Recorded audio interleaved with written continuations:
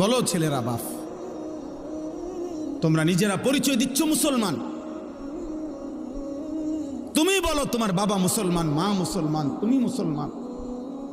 যতবার তোমার ধর্মের পরিচয় জিজ্ঞাসা করছে ততবারই তুমি বললা ধর্ম তোমার ইসলাম, রব তোমার আল্লাহ, নবী তোমার মুহাম্মদুর রাসূলুল্লাহ সাল্লাল্লাহু আলাইহি ওয়াসাল্লাম, কিতাব তোমার কোরআন, তুমি বললা তুমি মুসলমান।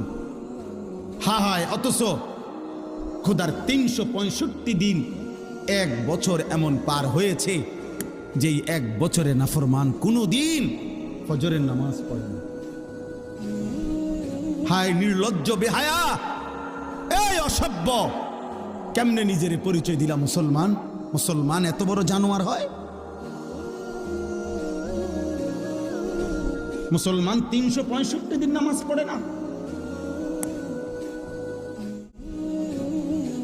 এটারে মুসলমান বলে? তোমার বিবেকে কি বলে? তোমার ইনসাফে কি বলে বেটা? তোমার বিবেকে কি বলে? একটা ছেলে বলো, একজন বাবা বলেন ৩০ বছর একজন মুসলমান সুদ খায়, এটা মুসলমানের বাচ্চা?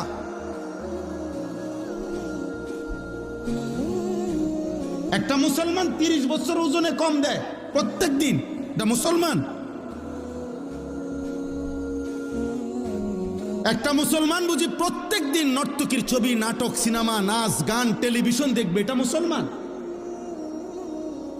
একটা মুসলমান বুঝি ৬০ বছর পর্যন্ত বিড়ি সিগারেট খাবে, এটা মুসলমান? একটা মুসলমান বুঝি ৬০ বছর বয়সও কথায় কথায় গালিগালাজ করবে, এটা মুসলমান?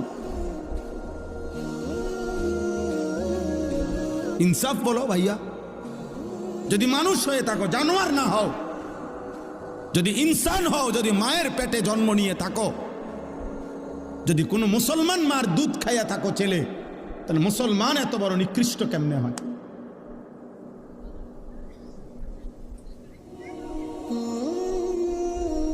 বলো ভাই। রাসূলুল্লাহ সাল্লাল্লাহু আলাইহি ওয়াসাল্লামের সাহাবী হযরতে আনাস ইবনে মালিক, বিখ্যাত সাহাবী আনাস রাদিয়াল্লাহু তাআলা আনহু, নবীজির খাদেম ছিলেন। এই সাহাবী আনাস রাদিয়াল্লাহু তাআলা আনহু ওমর রাদিয়াল্লাহু তাআলা আনহুর জামানায়, হযরতে ওমর যখন ইসলামের দ্বিতীয় খলিফা ছিলেন, তখন পারস্যে একটি যুদ্ধে